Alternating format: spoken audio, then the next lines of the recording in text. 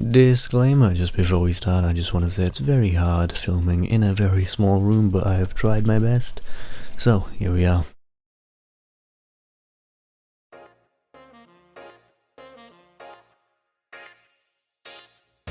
So, this is the new case that I've bought. It's the Corsair IQ220T. And look how good it is. It looks very nice from the front. There's the Corsair logo. And it has some mesh at the front, so keep that dust out.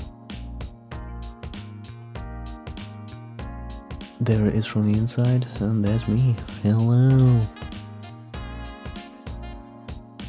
Here's the back. It has a space for a 120mm fan. There's the AIO port shield on the left there.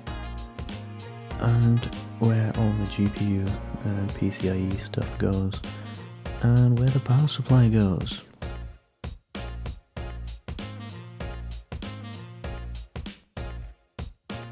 At the top has some mesh as well, and the front AIO.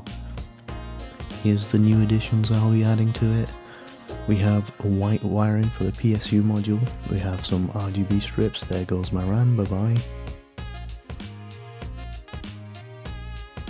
And the RAM is 3600MHz DDR4, and it's RGB, and as you can see it is Ryzen AMD optimized.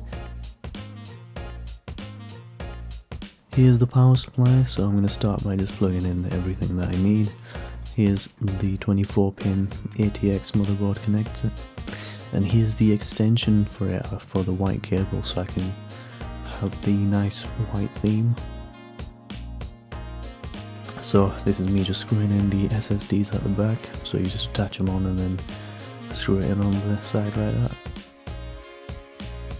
Then I'm just putting in the power supply. Pretty easy, just put it in, put the screws in. Here's another new addition, the Noctua NH-U12A. Has the performance of a 140mm CPU cooler, as this says. So first, you have to start by taking off the AMD bracket, the normal one, and have to replace it with this Noctua one.